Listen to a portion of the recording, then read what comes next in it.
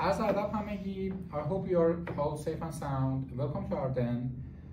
من آریانم با نگین. امروز میخوایم راجع به یک مسئله خیلی underrated توی زبان انگلیسی با هم دیگه صحبت کنیم. اگه گذارتون به دیکشنری ها خورده باشه، معمولا کنار اون کلماتی که شما رو دنبالش میگردید برای معنی یا هر چیزی، یه سری کلمات انحصاری نوشته شده. مثلا میتونه ADJ باشه، ADV باشه یا N خالی باشه که مبحث اصلی صحبت امروز ما همونا هم دقیقاً. حالا شاید براتون سوال پیش بیاد که خب اینا اسمشون چیه؟ بین ما در زبان انگلیسی پارت آف اسپیچ میگیم. حالا این پارت آف اسپیچ ها 8 نوع دارن. خب اولیشون چیه نگیم؟ اولین دسته نون ها هستن یا بهتر بگیم اسما هستن. اسما چی هن؟ اینا یه سری لغتن که میان حالا یا یک شخصی رو تعریف میکنن، یک مکانی رو راجبش توضیح میدن، یک حالت و یا یک مفهوم رو بیان میکنن. مثل چی؟ مثل جیک که اسم یک شخص هست و یا سکول که به یک مکان برمیگرده یا یک یا حتی فیلینگا مثلا یا مثلا هپینس یکی دیگه از اون لغت ها و یا یک در واقع مفهوم مثل فریدم. اینا میشن جزء اسمات انگلیسی. نگین که نکته جالبی که داره و من همیشه میگم اینه که اسما بچه‌ای که روش شناساییشون و یکی از چیزایی که شما اصلا میتونید تشخیصشون بدید اینه که اسما همون چیزی که در زبان انگلیسی جمع میشن.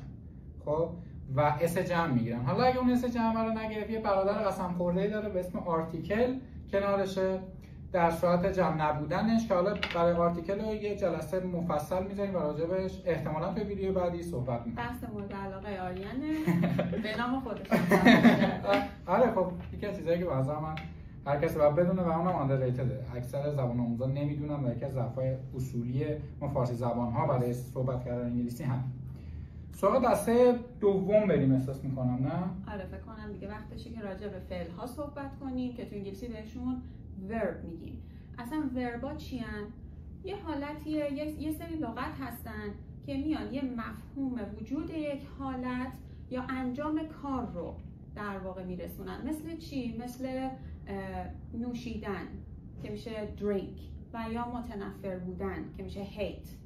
حالا یکی از چیزاش، یکی از نکات مثلا مثبت زبان انگلیسی، یکی از معدوداش شاید اینه که خب ما تو وب زیاد سر و کله نمیزنیم. یعنی اینه که برای صرف کردن توی فارسی هم میگیم مثلا تو انجام دادی، من انجام دادم. خب برای انگلیسی ما دیگه این چالش رو نداریم. خب یه دونه برای سوم شخصه اس سوم شخص میذاریم و کار تمومه دیگه. بریم سراغ دسته سوم که شناخته شده ترین در واقع لغت‌های انگلیسی هستن. تنها چیزی که ما فارسی زبان از پارت آف اسپیچ اقلا بیشتر می‌دونیم همین ادجکتیو. همینه که صفت‌ها هستن، همونطور که آریان گفت تو انگلیسی بهشون میگیم ادجکتیو و میان یه لغت دیگر رو توصیف میکنن. معمولاً نون رو میان در واقع توصیف میکنن. مثل چی؟ مثل a good book و یا a beautiful girl. بذار نگیم من ببخشید میونه صحبته. یکی این فرازایی که گفتی و با هم دیگه نگاه بهش بندازیم. a good book. خب a good book، این بوک بچه‌ها چیه؟ راجع به صحبت کردیم. این بوک میشه نون. خب حالا این گوده میشه دقیقاً کاری که ادجکتیو بر ما توی جمله انجام میده. میاد این نون رو توصیف میکنه. خب؟ چیه پس؟ آفرین. سوال خوبی بود. اینم ویدیوی بعد بهش جواب میدیم. همون آرتیکلاست که گفتیم باید یه ویدیو مفصل راجعش داشته باشیم. بریم سراغ دسته سوم که شناخته شده ترین در واقع لغت‌های انگلیسی هستن. تنها چیزی که ما فارسی زبان از پارت آف اسپیچ اقلا بیشتر می‌دونیم همین ادجکتیو. همینه که صفت‌ها هستن، همونطور که آریان گفت تو انگلیسی بهشون میگیم ادجکتیو و میان یه لغت دیگر رو توصیف میکنن. معمولاً نون رو میان در واقع توصیف میکنن. مثل چی؟ مثل a good book و یا a beautiful girl. بذار نگیم من ببخشید میونه صحبته. یکی این فرازایی که گفتی و با هم دیگه نگاه بهش بندازیم. a good book. خب a good book، این بوک بچه‌ها چیه؟ راجع به صحبت کردیم. این بوک میشه نون. خب حالا این گوده میشه دقیقاً کاری که ادجکتیو بر ما توی جمله انجام میده. میاد این نون رو توصیف میکنه. خب؟ چیه پس؟ آفرین. سوال خوبی بود. اینم ویدیوی بعد بهش جواب میدیم. همون آرتیکلاست که گفتیم باید یه ویدیو مفصل راجعش داشته باشیم. خب حالا میریم سراغ دسته بعدی که ادوربا هستن. ادوربا یا بهتر بگم قیدها لغاتی هستن که میان توی یک جمله فعل اون جمله رو توصیف میکنن. مثل چی؟ مثلا he drives slowly. الان کلمه slowly اینجا تحت عنوان یک قید آورده شده، ولی موضوع ما اینجاست که این داستان ادورب ها فقط به فعل ها ختم نمیشه. آریان داری گوش نمی‌کنی؟ نه من اینجا فقط به فعل ها ختم نمیشه. یه سری از ادورب هم هستن که میان ادجکتیو ها یا همون صفت ها رو توصیف میکنن. مثال قبلی که زده بودیم تو بخش صفت ها مثل good book، ما اینجا good رو اومدیم به عنوان صفت استفاده کردیم و book رو به عنوان اسم. حالا من اگر بخوام راجع به good هم توضیح بدم، اینجا میتونم یه کلمه بیارم مثل very، a very good book که اینجا very تحت عنوان ادورب ماست. میتونیم نیاریمش کلا؟ نه ببین عموما بذار سوال شما رو من جواب بدم. عموما ادورب یکی از المان‌های اصلی ما برای داشتن یک جمله نیست.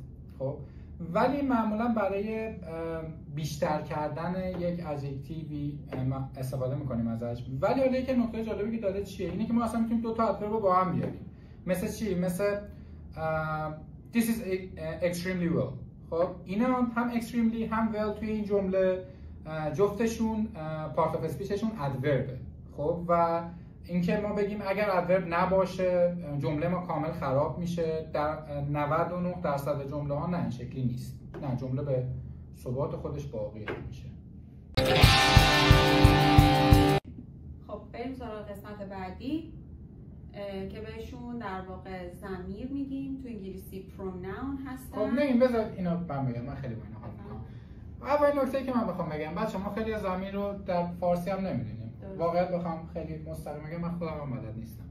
پس بذارید با انگلیسی بگیم و شاید تو فارسی رو هم تونست کمک کنه. اول از همه ضمیر یا همون پروناونی که تو انگلیسی میگیم چیه؟ بچه‌ها ببینید پروناون معمولا میاد به ما کمک میکنه از اینکه هی ناون رو که کار کردیم تکرار نکنیم. مثل چی؟ مثلا توی جمله بذارید بهتون بگم. مثلا میگیم علی is a good student، علی is smart. خب پروناون میاد به ما چه قابلیتی میده؟ قابلیت اینو میده که آقا اومدی علی اولو گفتی، دمت گرم، ما فهمیدیم داری راجع به علی صحبت میکنی. علی is a good student. برای علی دوم دیگه اونو بگیر یه پروناون بذار. نه اونو بگیر یه پروناون بذار. مثلا علی is a good student، he is smart. خب به این صورته، یعنی استفاده اصلی که ما از چیز داریم، از پروناون یا ضمیر داریم برای اینه که از تکرار اسم یا تکرار نام جلوگیری کنیم. آره. پس this is my book چیه؟ خیلی نکته خوبیه اینم. ببین ضمیر معمولا نمیاد صرفا مستقیم بشینه جای اون شخص یا اون فاعل. خب معمولا میاد یه اشاره مستقیمی میکنه به مالکیت اون حالا شخصی که ما داریم راجع بهش صحبت میکنیم. مثل همین مثالی که زدیم، مثلا میگیم this is my book. خب اون مایه هم یک پروناون میتونه تلقی بشه و پارت آف اسپیچش توی این جمله پروناون هست. خب بریم سراغ دسته بعدی. ضرب میشن لغاتی که تو انگلیسی چنین شما چیه؟ و من آمنده، ولی ایشون آمنده لطفاً. خب ولی خب مشکل چیه؟ مشکل اینه که بیشتر کسایی که استفاده میکنن از and اصلا نمیدونن پارت آف اسپیچش چیه. پس پارت آف اسپیچ and توی زبان انگلیسی کانجانکشن یا همون به فارسی خودم حرف ربطه. خب مثل چی؟ به نظر من badge of distinction یک فرد آماتور و حرفه‌ای کاملا توی استفاده از کانجانکشناش و جاهایی که از سطح‌های مختلف کانجانکشن استفاده میکنه مشخص میشه. ببخشید چیش؟ badge of distinction یعنی وضع تمایزش. خب حالا نگی میتونی بیشتر برای ما توضیح بدی و بازش کنی کانجانکشن عزیزو؟ کانجانکشن ها توی زبان انگلیسی توی این سه تا حالت استفاده میشن. اولیش بخوام بگم اینه که میان دو تا کلمه رو به هم وصل میکنن. مثل چی؟ She likes chocolate and ice cream.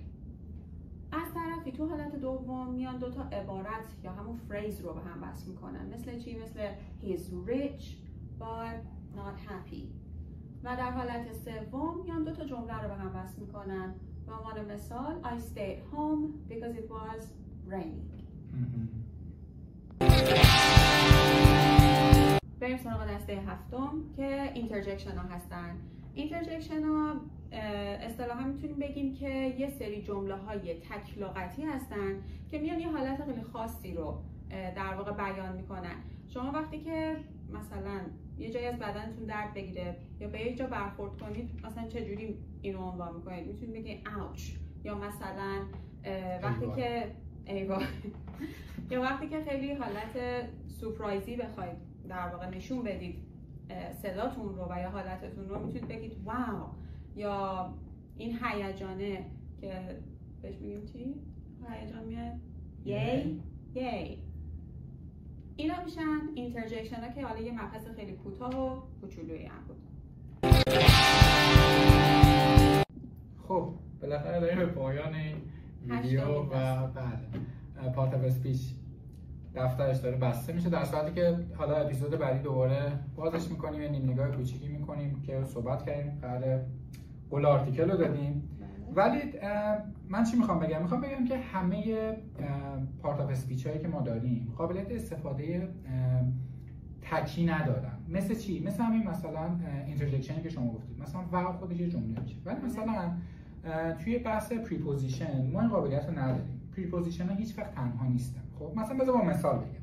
مثل چی؟ مثلا میگیم my mug is on the table. خب اون آنی که ما توی این جمله داریم میاد نقش پریپوزیشن رو برام بازی میکنه که خب قطعا زیاد ازش شنیدیم. on، in، at، under ازش شنیدیم، ولی خب شاید ندونستیم که پارت اف اسپیچش تا امروز چیه. حالا امیدوارم که این ویدیو کمک کرده باشه. خیلی کلماتی که ما در گذشته استفاده میکردیم میدونستیم معنیاشون رو، ولی حالا شاید توی پارت اف اسپیچشون ایراد داشتیم. این ویدیو امیدوارم بهتون کمک کرده باشه که این مشکلتون رفع بشه و میبینمتون توی جلسه دیگه.